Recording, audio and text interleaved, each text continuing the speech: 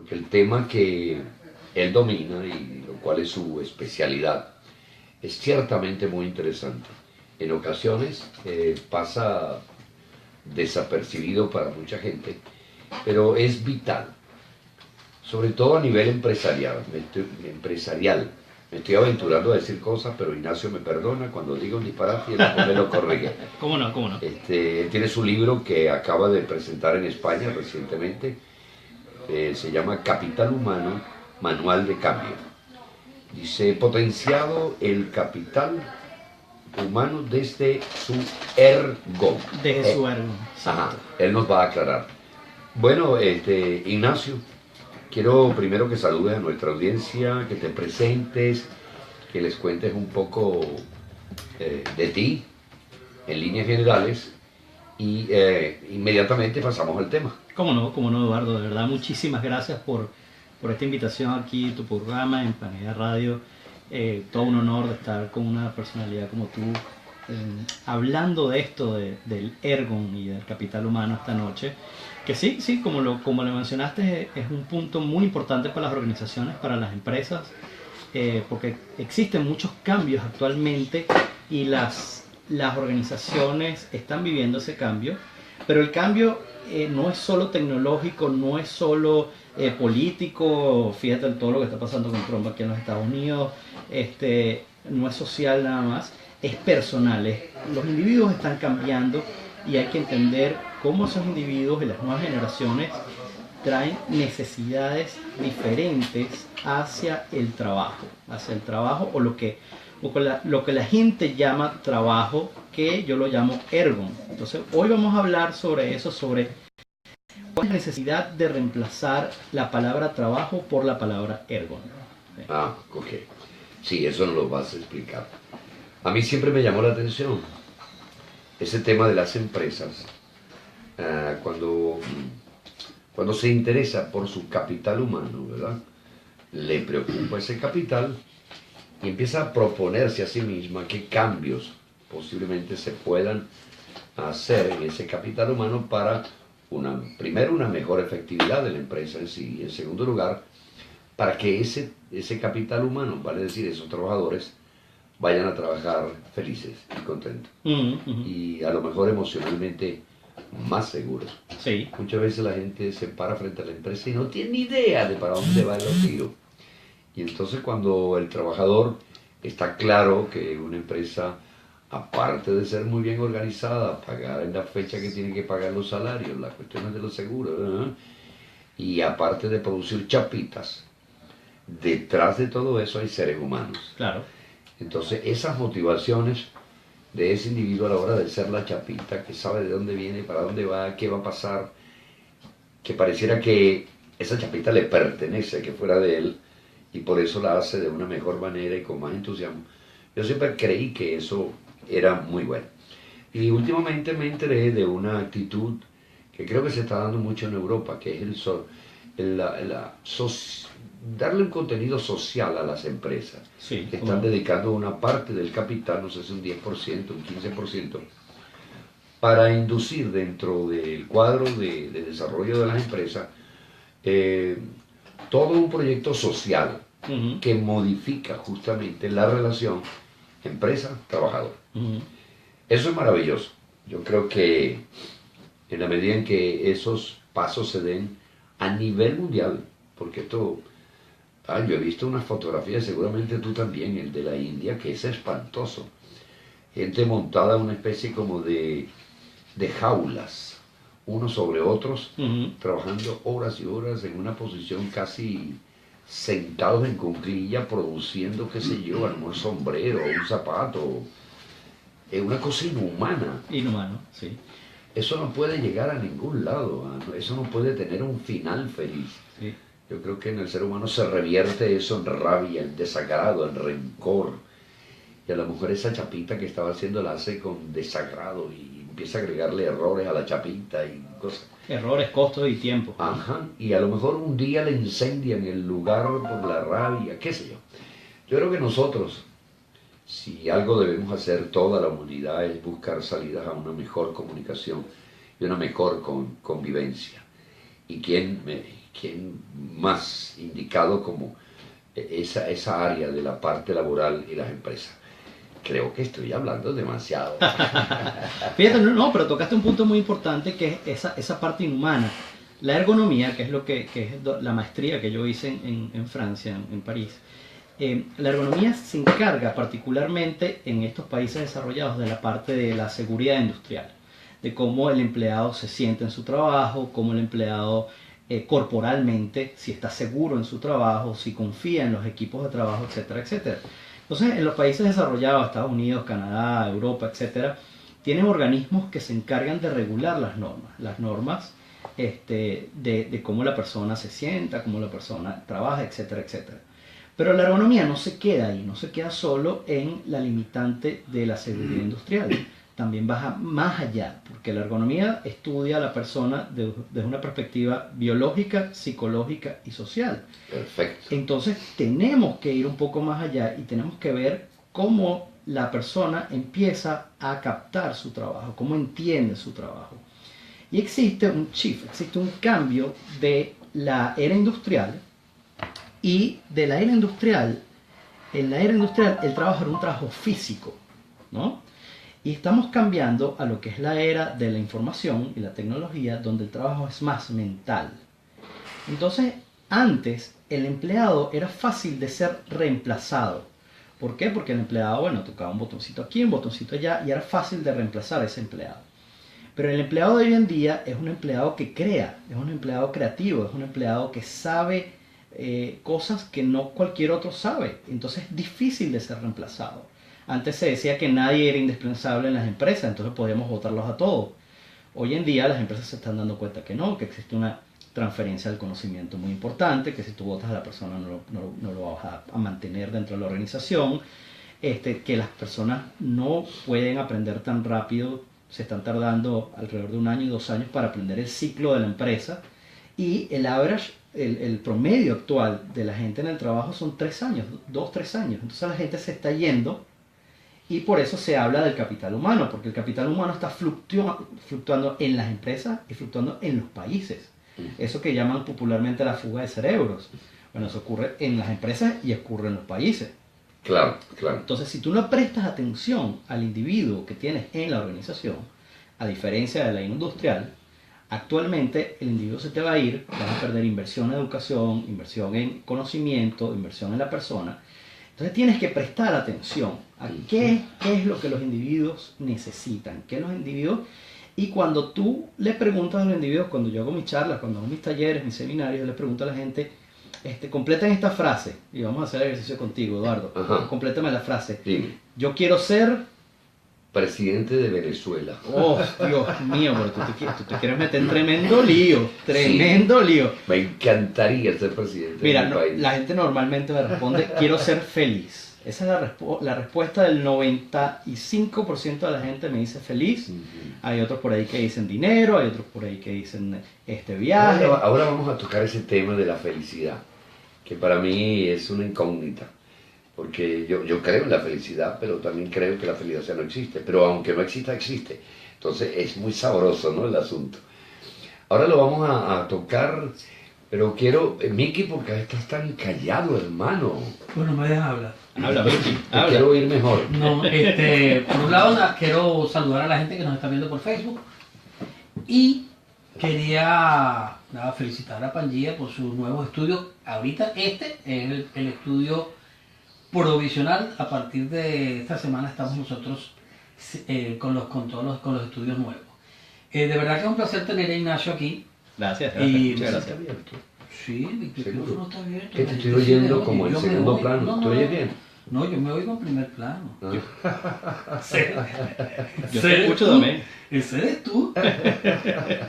No, yo Bueno, estoy en piensa que primer plano. Miki es el artífice de todos nuestros invitados. Él es el que nos regala esos invitados tan especiales que hemos tenido en el programa de hoy. Nos regala de la presencia de Ignacio Segovia. Gracias, Miki.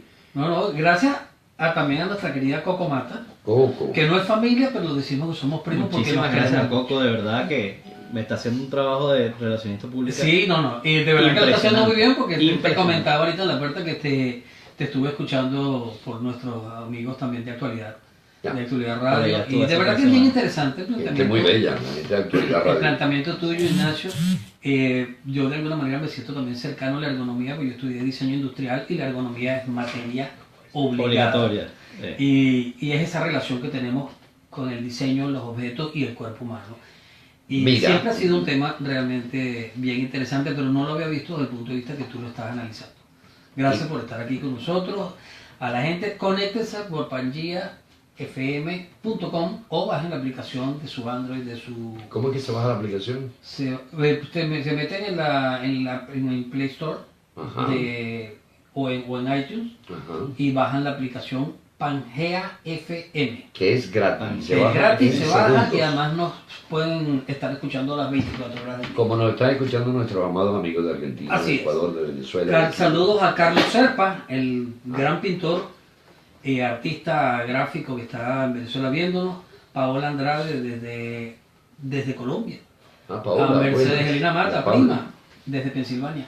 Nos están viendo desde muchos lados. De verdad que es un placer. Gente bella, gracias. Les prometimos que iba a estar Arquímedes Rivero hoy. Sí. Lo cambiamos para la semana que viene porque Ignacio estaba muy enredado y teníamos que tenerlo hoy, si no se nos iba. Ok. Pero les tenemos a Arquímedes Rivero, padre e hijo, el próximo lunes. Es vivo. Gran con. Mira, Ignacio estaba emocionado y se había preparado y todo para conversar con Arquímedes. Yo me eché un puñal de Arquímedes. Sí. Arquímedes es un ser humano maravilloso que tiene tanto de qué hablar. Mira, Ignacio les cuento, ha vivido en España, en Canadá, aquí en Estados Unidos, en Venezuela, por supuesto. Bueno, en España estaba de visita, no he tenido el placer de vivir allá. Pero ha estado allá. Venga, que el aroma lo has respirado. ¿Cómo no? Es muy joven, ¿qué edad tienes tú? Yo tengo 37. Imagínate tú. Es un hombre muy joven y preocupado por esta obra tan maravillosa que es, qué sé yo, meterle la mano al ser humano de manera global en algo tan importante como lo que hemos mencionado. Ahora, una preguntita así suelta al aire que a lo mejor no encaja todavía, pero no importa, te la dejo. Dime, Europa como tal, esa gama de países, cada uno de ellos tiene distintas características porque vienen de líneas históricas, si bien en algunos casos similares, pero de raíces totalmente diferentes, los separa mucho los idiomas. América es otra ensalada, el latino es una cosa, el Caribe es otra, Estados Unidos es otra, en fin. Yo creo que no hay, ¿verdad?, una matriz para todo esto, o sea, no hay una sola propuesta, porque yo creo que pararse frente a un auditorio de trabajadores de la industria automotriz, por ejemplo, que tienen una línea de producción, ¿no?, porque necesitamos darle una conferencia para que nos acerquemos. Necesitamos ya a la entrada llenar unas hojas, cuáles son sus quejas, queremos conocerlo uno a uno, estamos pendientes de darnos la mano en qué podemos ayudar, en cómo nos pueden ayudar ustedes a nosotros. No es lo mismo decirse a unos venezolanos que a unos canadienses. No, para nada. No. Y a unos españoles menos. No. Y así. ¿Cómo, desde tu inmensa experiencia ya, me imagino, a pesar de tu juventud, cómo se ensambla eso, Ignacio?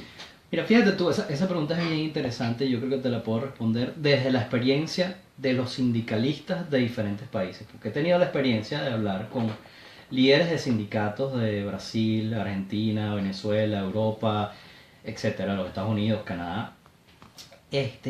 Y aunque tú creas que todos somos diferentes, porque somos una ensalada, como lo dijiste, todos me dan la misma respuesta. Si los departamentos de recursos humanos hicieran su trabajo, nosotros no existiríamos. Es decir, los sindicatos desaparecerían. ¿Por qué? Porque la gente piensa que los departamentos de recursos humanos deben abocarse al ser humano. Esa palabra recursos humanos te trampea, ¿no? Sí. Y tú piensas que el departamento de recursos humanos está dedicado al ser humano dentro de la organización.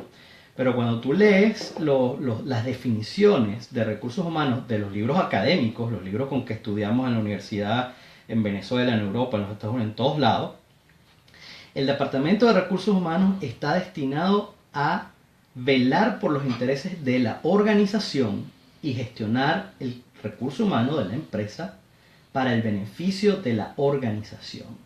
Entonces, cuando lo ves de esa perspectiva, por supuesto necesitas un sindicato que vele por los empleados, porque nadie en la organización vela por los empleados sino el sindicato, porque el Departamento de Recursos Humanos vela por la organización y el sindicato por los empleados. Mi propuesta, la propuesta que yo traigo a la mesa, es que se cree un departamento de capital humano, un departamento que se encargue de la ergonomía y un departamento que vele por los empleados. No quiero decir yo crear un sindicato paralelo, no, yo soy como de centro derecha, eso de los sindicatos conmigo no va muy bien. Pero ¿por qué? Yo te voy a hacer una... Bueno, ahora te voy a argumentar. Porque he trabajado con los sindicatos y Ajá. lamentablemente los sindicatos se han convertido en otra organización paralela que vela por sus intereses y no por los intereses de los empleados. Cuando se politizaron. Entonces se politiza, pero eso no pasó nada más en Venezuela, eso pasa en Canadá, en los Estados Unidos, en Francia, en todos lados. Las organizaciones sindicales se politizaron y entonces ahora son una organización que vela por sus intereses. Entonces los sindicatos velan por los intereses de los sindicatos, la empresa por los de la empresa, y ¿quién vela por los empleados? Nadie. El empleado está solo. Porque si tú no bailas pegado con el sindicato, tampoco te ayudan. Si no bailas pegado con la organización, tampoco te ayudan. Entonces, si tú bailas pegado a tu ergon, lo que yo llamo el ergon, que es la función humana, para buscar el bienestar, entonces muchas veces no estás ni con el sindicato ni con la empresa, y si no estás con ninguno de los dos, sales de la organización. Eso es lo que pasa en la vida real. Entonces lo importante, o el llamado que yo traigo a la mesa, porque además yo me estoy metiendo con un gentío, ¿no? Ya lo estás escuchando, ¿no? Me estoy metiendo con el sindicato y me estoy metiendo con la organización. Pero estoy defendiendo al empleado. Y estoy defendiendo al empleado y también a la organización, porque si la organización no se da cuenta, y a los sindicatos, si estos no se dan cuenta, que viene una nueva generación, que tiene unos nuevos sistemas de trabajo, que tienen unos en su ADN, ellos quieren viajar, ellos quieren tener experiencia, ellos que es lo que llaman los millennials, ¿no? Ellos vienen con otra perspectiva, en su ADN viene otro sistema, ellos nos vienen a este planeta a sufrir, a pasar trabajo, porque la palabra trabajo es ese sufrimiento, ese sentido sufrido. Estas generaciones no vienen a eso, estas generaciones vienen a vivir, a aprender, a amar y a dejar un legado. Que por cierto, esas 4 cosas son las que las investigaciones en psicología han descubierto, que las personas a los 90, 100 años, con enfermedades terminales, etc., son las 4 áreas que ellos dicen: a mí me hubiera gustado vivir más, me hubiera gustado aprender más, me hubiera gustado haber dejado un mejor legado, o me hubiera gustado amar más. Son las 4 áreas: vivir, amar, dejar un legado y aprender. Esas son las áreas donde las nuevas generaciones quieren cubrirse. Y eso es lo que yo traigo en esta propuesta del ergon, de la función humana. Yo tenía que comentarte que yo soy de los que cree. Fíjate, hay una cosa muy interesante. Aquí en Estados Unidos hay un sindicato, ¿verdad?, de actores y de artistas que está establecido desde años, décadas de décadas. Y jamás la industria se ha cerrado un canal o un emporio de televisión, ni la industria del cine, las grandes producciones de cine han fracasado por culpa de un sindicato impertinente que entró a generar problemas a la empresa. Yo creo que un sindicato, si bien es cierto que su función, digamos primaria, pues no voy a decir fundamental, primaria, es velar por la situación de los trabajadores, yo creo que yo como empresa, yo me haría aliado del sindicato. Por supuesto. ¿Por qué?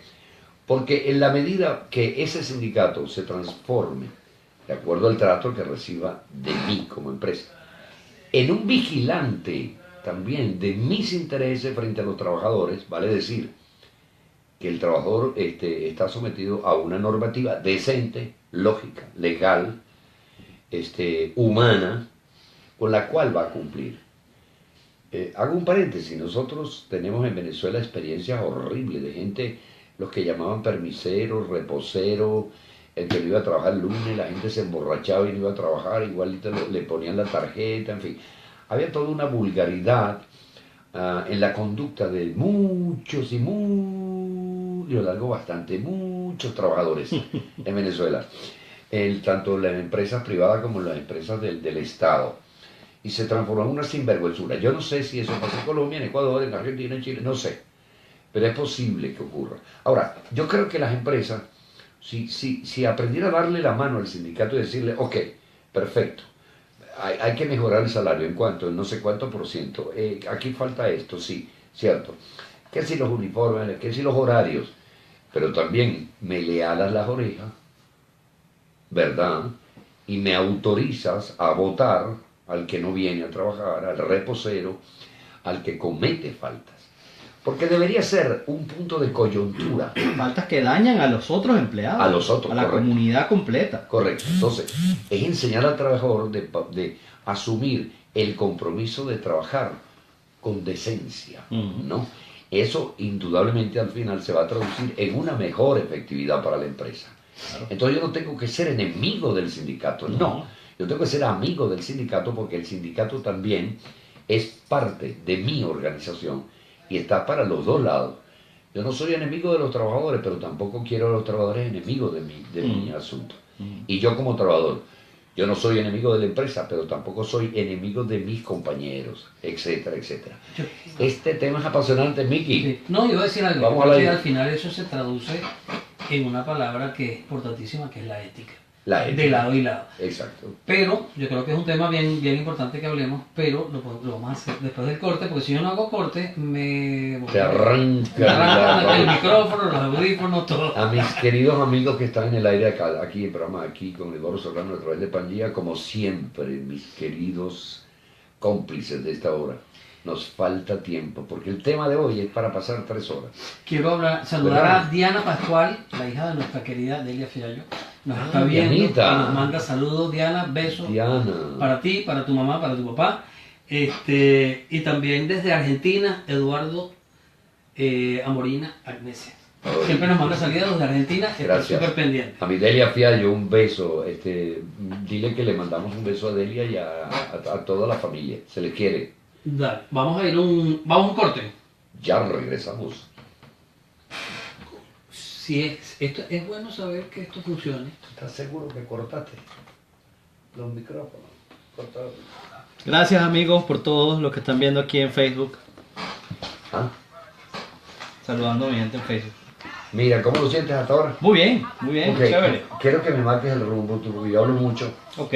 Entonces, vamos a hablar del libro, que sería interesante de aquí en adelante. Vamos a hablar cómo ese libro beneficia a un ciudadano de aquí, que esté trabajando en cualquier empresa que esté frustrada, por ejemplo. Okay. Yo creo que eso es importante ver cuál es el aporte del libro. Sí, vamos a ir directo a eso. Okay. Pero, bueno, yo saludo, te digo de nuevo, qué placer estar contigo. Háblanos del libro, Ignacio, y ya, te dejo solo. Ok. Entonces tú me condensas la razón. Tú sabes cómo ser. Tú sabes cómo ir al grano. Mosca que venimos, Eduardo. Ya.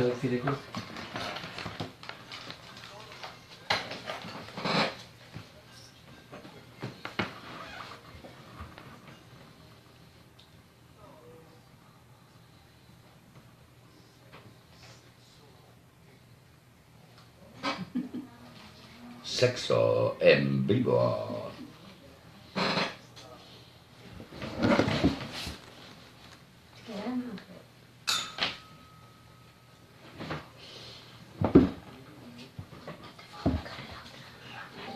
Cuando pueda me hablas de la felicidad. Para... No. Voy, Eduardo.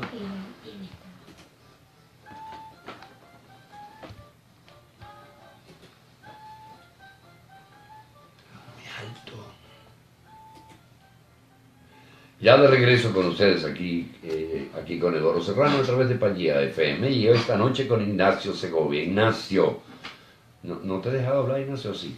No, sí, cómo no. ¿Cómo no? Sí me has dejado hablar. Pero Ignacio, háblanos de tu libro, Ignacio. ¿Cómo no, Eduardo? Mira, fíjate tú, yo como te dije afuera me lancé un puñal de Arquímedes, ¿no? y una de las frases que conseguí de Arquímedes es que él trabaja las novelas como cuadros de ajedrez, ¿no? Él dice que las novelas tienen su fórmula, ¿no? Entonces tiene la novela de la Cenicienta y la otra novela, y todas tienen una fórmula, ¿no? Y así es la vida tiene cierta fórmula y nosotros los psicólogos nos hemos dedicado por muchos años a estudiar la fórmula de ciertos modelos de vida, porque nosotros, el moto de los psicólogos es predecir y controlar la conducta, ¿no? Entonces nosotros nos creamos tácticas de ajedrez. Y por muchos años la psicología ha estudiado las tácticas de ajedrez de una forma negativa. Hemos estudiado las patologías. Entonces tenemos dos manuales de ajedrez que se llaman el CIE-10 y el DSM-4, que son los manuales de patología psiquiátricos.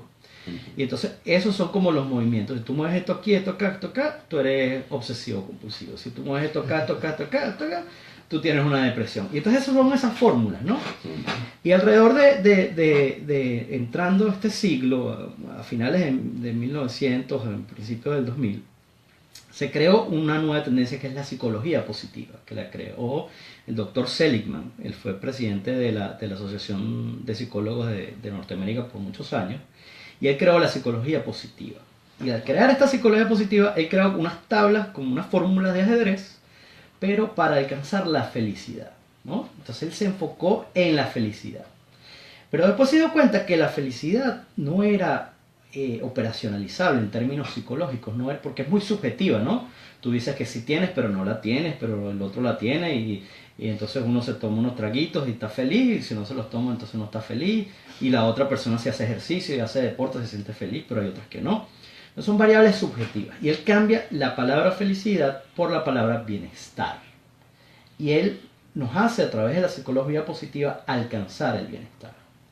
Entonces la psicología positiva es el fuerte de donde yo me agarro para llevar esa psicología positiva a las empresas y decirle a la gente que ellos pueden alcanzar el bienestar en su trabajo.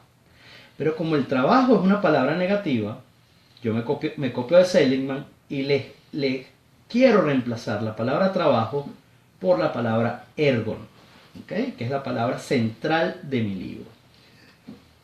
Ergon es una palabra que nace con Aristóteles y yo la estoy promocionando, la estoy volviendo famosa. Y Aristóteles decía que el ergon era la función humana, lo que tú viniste a hacer a este mundo, porque tú existes. Los japoneses lo llaman el ikigai, nosotros aquí en Occidente le llamamos la pasión, la luz, la guía, la energía. En Star Wars le dicen la fuerza. Tenemos diferentes enfoques para saber lo que somos nosotros. Incluyendo lo religioso. Sí, lo religioso, cuando ves a Cristo, y habla... O lo sientes. Y le dice, y él le dijo a sus discípulos, ustedes van a ser pescadores de hombres. Le asignó su función humana. Y esa asignación de la función humana, o describir tu función humana y conocer tu función humana, te da una brújula en la vida. Porque te dice cómo tomar decisiones. Por ejemplo, si tú dices, mira, yo necesito salir de Venezuela por la situación en la que estamos, necesito migrar. Si tú estás claro en tu ergon, tú puedes escoger, bueno, Canadá es un país que se alinea más a mi ergon. No, en Florida yo voy a poder aplicar mi ergon más libremente. O no, lo puedo hacer en Europa porque la cultura y esto y aquello. Mira, a mí me gustan las tapas y me gustan las cervecitas en la noche. Entonces, mi ergon, Madrid. Ese es el ergon. Yo tengo que ir para Madrid. Para mí excelente. Entonces, tu ergon, el ergon o la función humana, que para el cuchillo la función sería el cortar, para el tenedor pinchar. Para mí, mi función humana, yo soy un agente de cambio que ayuda a la gente a cambiar al logro del bienestar. Esa es mi función humana. Por eso yo vivo, para ayudar a la gente a cambiar de un punto A a un punto B, y el punto B es el bienestar. Y la propuesta del libro, del capital humano y del ergon, es que las empresas aprendan eso, que las empresas aprendan a ayudar a la persona dentro de la organización a alcanzar el bienestar. Porque la gente... ya existen pruebas como Google, las top 500 para trabajar con ellos. Ellos todos invierten en el capital humano, todos invierten en el ergon del sujeto. Tuve la oportunidad ahorita en Madrid de entrevistarme con un empleado de Google. Fui a Google, almorcé con ellos en la cafetería, conversamos sus entrenamientos, sus instalaciones. O sea, es otra cosa, es otro enfoque. Lo mencionaste ahorita, la ética. La ética combinada, está en mi modelo, la ética combinada con los talentos y las competencias da la confianza. Y tú en Google encuentras una gente que confía en la organización, que confía en sus compañeros, que confía están tranquilos porque confían en la organización. Por ejemplo, él me comentaba una de las cosas que le pasó en un seminario hace 2 años. Me decía, bueno, fuimos a un seminario con el director de recursos humanos de todo Google. Éramos un poquito más de 100 personas y él preguntó, ¿quién de aquí se ve en los próximos 5 años en Google? El 10% solo levantó la mano. Los demás tranquilamente dijeron, no, yo quiero irme a otro lado. ¿Por qué? Porque Google tiene una política abierta. Ayudan a sus empleados al desarrollo de carrera. Propicia el crecimiento. Propicia que se vayan de la empresa. Claro. ¿Por qué? Porque entonces ellos planifican. Ellos le dicen, bueno, ¿tú qué quieres hacer? No, bueno, yo me quiero ir para tal empresa, tal empresa. Ah, bueno, yo te ayudo, yo te hago los contactos, te apoyo, tal. Y van llevando la cultura Google a todas las demás empresas. Además se evitan problemas, por ejemplo, de competencia. Que ellos digan, mira, no, yo quiero montar una compañía de tal. Un momentico, eso compite con nosotros de cierta manera. Mira, te podemos ayudar hasta aquí, pero por aquí no. Eso los ayuda además a planificar. Mi amigo me comentaba que él tiene un departamento de 4 personas y una vez se le fueron 3 al mismo tiempo. Y entonces esa política le dio la capacidad de, bueno, tú te vas esta semana, tú te vas dentro de 3 semanas, el otro se va la otra semana, y pudo planificar lo que es el traspaso de esa responsabilidad, el traspaso del conocimiento, de lo que sabían los otros empleados que él no sabía, etcétera, etcétera. Uh-huh. Eso se da en confianza, y eso no todas las organizaciones lo tienen. Las nuevas organizaciones, las organizaciones de tecnología, organizaciones de publicidad y mercadeo, todas estas nuevas organizaciones que llevan las tendencias están cambiando a eso. Pero si tú vas a las organizaciones de camioneros, de construcción, de sistemas industrializados que producen de forma masiva, esas organizaciones no están montadas todavía en el cambio de invertir en el ergo y en el capital humano. ¿Y tú crees que se dé? Si no se da, mueren. Si no se da, desaparecen. Yo tengo una amiga mexicana que su papá en México tenía la producción más grande de cassettes mexicanas. Y él, por cosas de la vida, decidió no comprar los sistemas de impresión de CDs. Uh-huh. Él dijo que eso no iba a pegar, él dijo que eso no iba a servir, no invirtió en los equipos en el momento. Y ahí viene, ¿qué pasó, Eduardo? Claro, fracaso.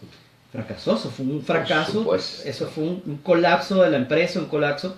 Eso va a pasar con las empresas que no escuchen este llamado, que no escuchen el llamado de invertir en el capital humano, porque las nuevas generaciones, antes uno estudiaba, iba a la universidad, iba a hacer un doctorado, a hacer una maestría, un doctorado, conseguía una buena empresa y se quedaba 30, 40 años en esa organización, tenía familia, ahorita el promedio, como te lo mencioné, son 2, 3 años.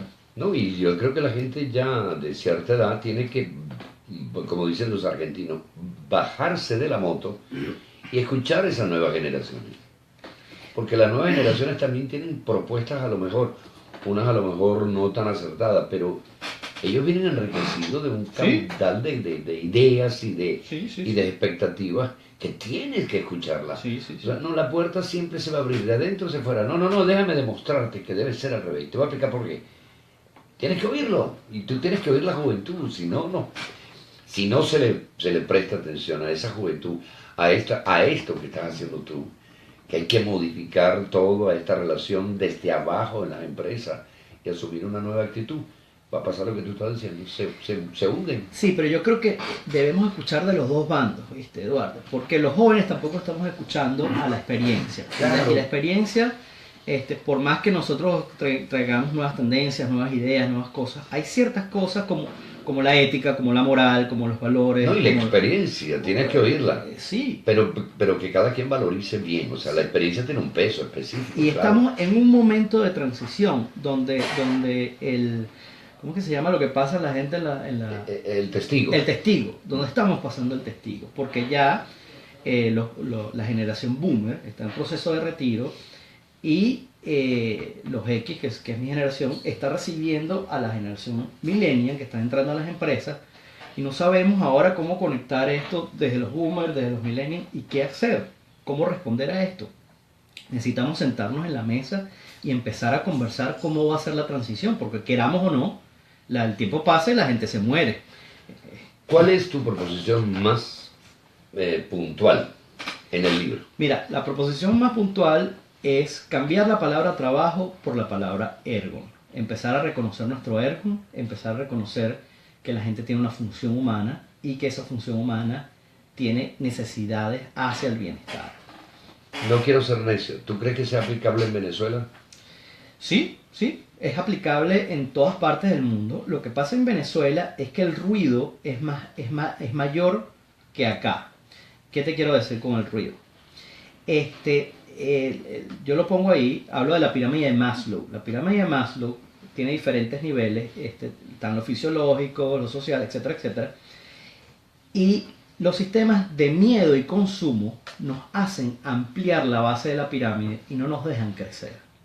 El miedo y el consumo. Y el miedo y el consumo están en todos lados. Está en Venezuela, está en los Estados Unidos, está en Canadá, está en todos lados. Lo que pasa es que el miedo y el consumo en Venezuela están controlados por el Estado y los usan como un arma. Como un arma. Los países de izquierda, en la historia, han utilizado su arma del miedo y el consumo para destruir el aparato productivo, y a través de destruir el aparato productivo destruyen el trabajo, destruyen el ergon de la persona y destruyen al sujeto desde su confianza en sí mismo. Claro, porque cuando tú inviertes en el ergon, claro, que es lo que yo propongo, tú inviertes en el sujeto y haces que el sujeto crezca y se libere. Ahora, yo te decía, esa sociedad que está tan fragmentada, tan rota en sus principios éticos, ¿cómo recuperar eso? Bueno, mejor no nos metamos en Honduras. No, yo mira, voy a opinar, yo tengo una señor propuesta. Eduardo. Diga, Perdóneme, yo voy a pues, opinar porque a mí el señor Mique me dejó entrar. Yo sé que usted nunca me deja entrar, porque usted, eso que el señor dice, ergón, que yo siempre pensé que era lo que tenían los colchones adentro, el ergón. No, Pero esto es otra el cosa. señor tiene razón, usted me debería tratar mucho más mejorcísimo. Bueno. Usted viene maltratándome. Señor Eduardo, gracias al señor Mique que yo entro. Sí, usted. Porque sí, usted, si fuera por usted, debe el café y déjeme sí. afuera. Miki es muy débil con usted. Usted debería invertir Me en el capital que soy yo. Yo soy el capital de este programa, señor Eduardo. Sí, está bien, está bien. Gracias, señor Ignacio. Yo estoy muy feliz de que usted le haya hecho entender al señor Eduardo la importancia Mire, está bien, de mi gracias. presencia y de mi capital. No nos llame, nosotros la llamamos. Oye, muchas Ay, gracias. señor Eduardo, usted siempre con su tanta paticura. Hasta luego, señor Mique. Usted sí es gente, yo. Ese señor Serrano. Entonces decía, bueno, yo me lleno de desconfianza con el tema de Venezuela, pero no es el momento para estar hablando de eso. Creo que es más importante de lo que tú estás proponiendo No, en tu libro a nivel pero universal. el libro lo escribí también de corazón por Venezuela y de corazón porque la gente le están destruyendo su amor por levantarse todos los días. Ese amor de, oye, ¿por qué te levantas todos los días tú en Venezuela? Entonces hay mucha gente que no se quiere levantar. No te queda más remedio. Que no, pero contra eso deben luchar. Mira, yo me levanto todos los días porque voy a ir a educar a mis estudiantes. Me levanto todos los días Ignacio, porque... perdón, tú eres joven y Dios te bendiga y estás lleno de ilusión. Pero una sociedad tan destruida a los extremos que ha llegado esta gente malvada, una sociedad que ya no cree en ellos mismos, una sociedad dañada, alejada de sensibilidad, de humanismo, una sociedad que se ha politizado desde la vergüenza y desde va a pasar mucho tiempo. Yo deseo que tu libro pudiera tener eco, por decirlo de alguna manera, en la poca gente sensible que debe quedar allí, sobre todo en este campo de la inversión y del capital. Sí, fíjate tú, Eduardo, Natalie en su programa Cara a Cara me hizo la misma pregunta. Y yo le decía, mira, parte de la psicología positiva y parte de lo que yo presento ahí viene de la logoterapia, que eso nació con Víctor Frank. Víctor Frank vivió en los campos de concentración nazi, Wow. ¿okay? Y él consiguió su función humana, él consiguió su razón de vivir Y esa logoterapia, eso fue lo que lo hizo sobrevivir campos de concentración. Si esa persona pudo lograr eso, no me digas que en Venezuela no se puede. Sí se puede, es difícil, es muy difícil. Y ellos dirán, bueno, sí, claro, tú estás allá en Miami, eso para ti es muy fácil decirlo.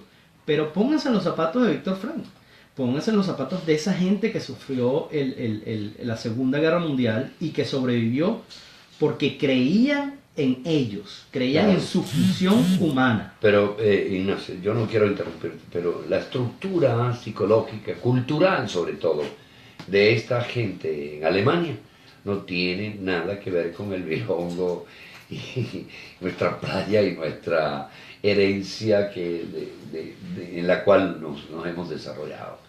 Yo de verdad no soy optimista, yo creo en el venezolano y apuesto al venezolano, siempre. Pero hay dos maneras de hacer esta apuesta. De manera individual, individuo por individuo, que es encantador, sano, buena nota, chévere, colaborador, bien intencionado, a la actitud cuando es general, ¿verdad? Esa marcha, esa actitud de la calle, de estos salvajes, de las motos, lo que generan en las personas. La cultura del venezolano, o la actitud del venezolano hoy en día, unos a la defensiva, otros de verdad hartos de tanta impunidad, otros resignados. Yo creo que el venezolano está lleno de tristeza, de frustración, de tanto oprobio, de tanta maldad, de tanta injusticia. Que ese es un país enfermo, enfermo. ¿Cómo recuperarlo? O sea, ¿cómo decirle a un tipo? Mire, mi amigo, tenga fe. Y te va a decir, ¿fe en qué? No, hermano? pero no es fe, Eduardo. Bueno, o otra palabra. Cuando tú vas a tu ergo, que es tu función humana, Ajá.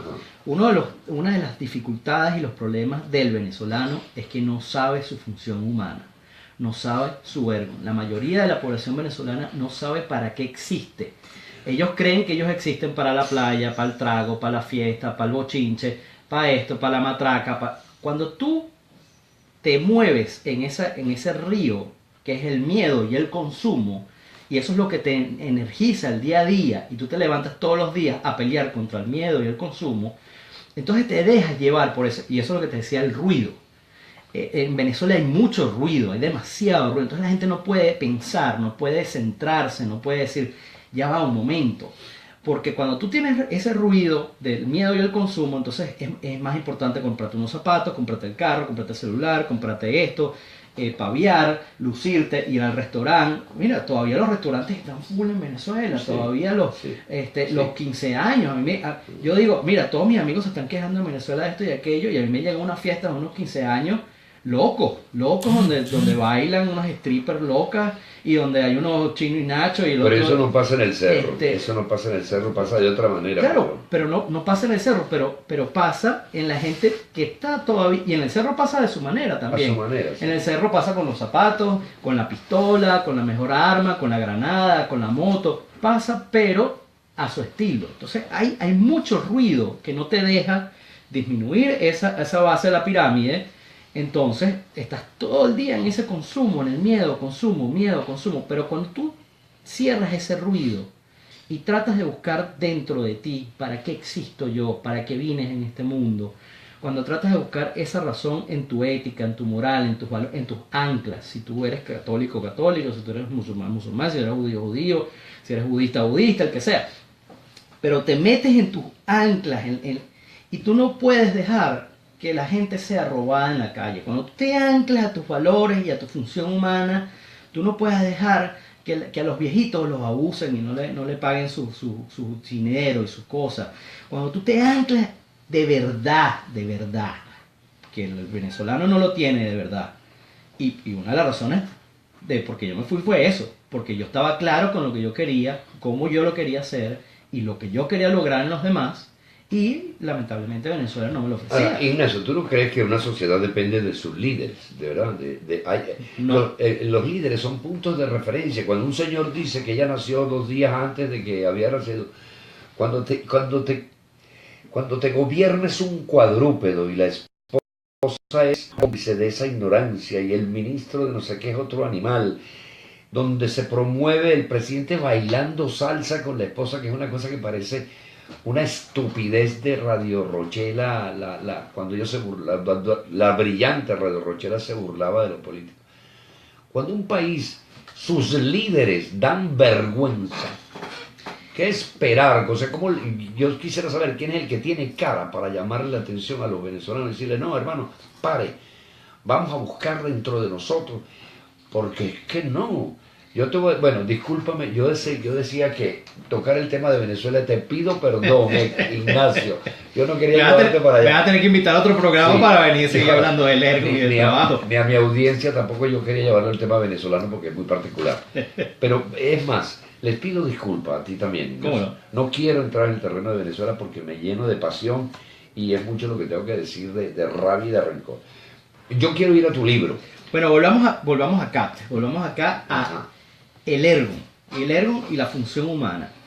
Este Ergun y esta función humana que yo presento en mi libro, que ya está a la venta en Amazon, lo pueden conseguir en Amazon en digital. Está alrededor de los $6-7 en digital, lo que cuesta un cafecito. Sí. O sea que si primero lo compran en digital y les gusta, se lo pueden comprar en físico. Y pues, los dos lo pueden ordenar en Amazon. Y además está mi página web, ignaciosegovia.com, donde ahorita en marzo voy a lanzar un curso online, para que la gente lo haga online, de cómo descubrir su Ergun. Voy a hablar de cómo evaluar tu historia, de cómo evaluar tus talentos, tus competencias, tu ética, tu fresa, que la fresa es un acrónimo que yo uso en el libro, y ya te lo voy a explicar qué es la fresa, porque con la fresa se alcanza el bienestar. Lo puedes encontrar en ignaciosegovia.com. Ahí también tengo un blog donde te puedes suscribir y te llegan todos los escritos que yo tengo en el blog. Y además me puedes seguir por las redes sociales ahí en la página web ignaciosegovia.com. Amigos, conéctense con Ignacio a través de todas sus posibilidades. Dime, quería comentar, hay saludos de Juan Pacheco, gran amigo, está en Los Ángeles. De Argentina te dice que tú eres la persona más indicada, Eduardo, para hablar de tu país, que lo estás haciendo bien. Mariela Cifuentes dice que qué interesante es ese libro, que lo va a buscar por Amazon, que suena maravilloso. Gracias, muchísimas gracias. Gracias a mi gente de allá de Argentina. Sí, no se pierdan el libro. Y ya mostramos por ahí en video a la gente que está conectada con video la carátula. La carátula está llena de un dinamismo. Mira, fíjate, excelente. la carátula es una persona que está en su uniforme común de trabajo, que es esa corbata, ¿no? El ejecutivo. Y el ejecutivo está caminando en una cuerda floja.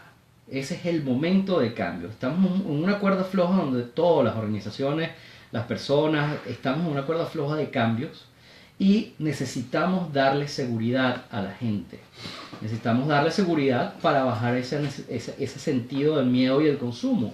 La gente necesita estar tranquila para poder pensar en su inversión interna. Una pregunta, Ignacio, discúlpame. ¿Tú no haces conferencias, digamos, específicamente para los empresarios, nada más? ¿Sí? Exclusivamente. Sí, como no.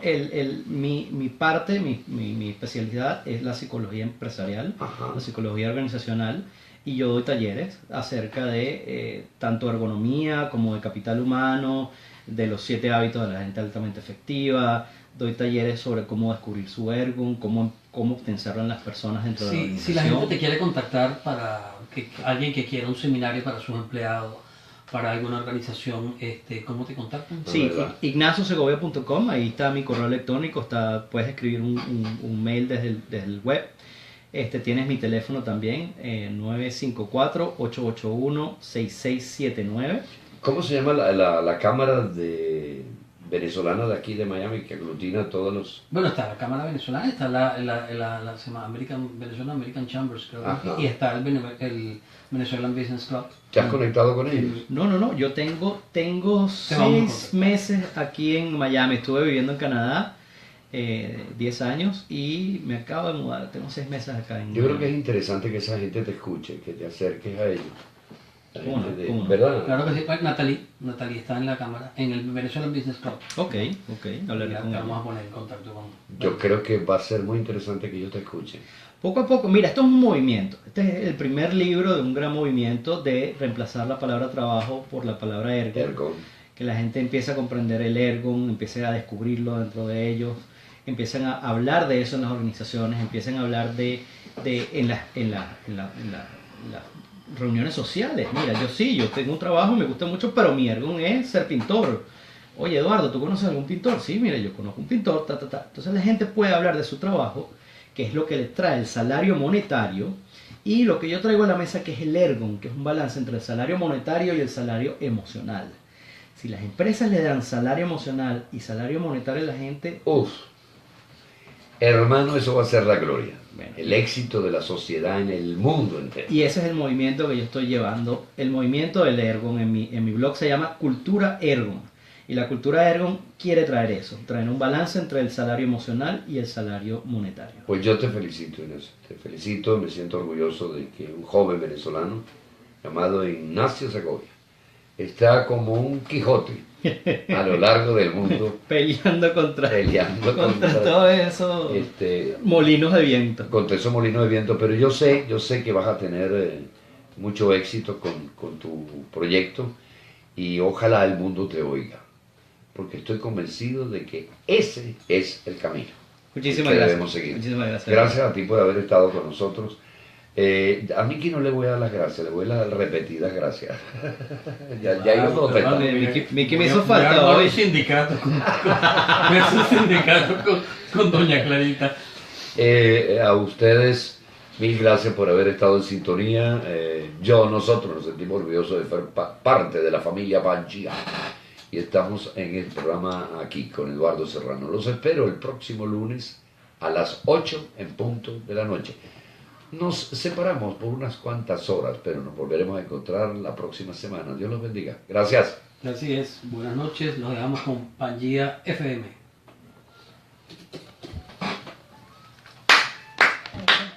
Un piloto Gracias. El programa se va a ir volando.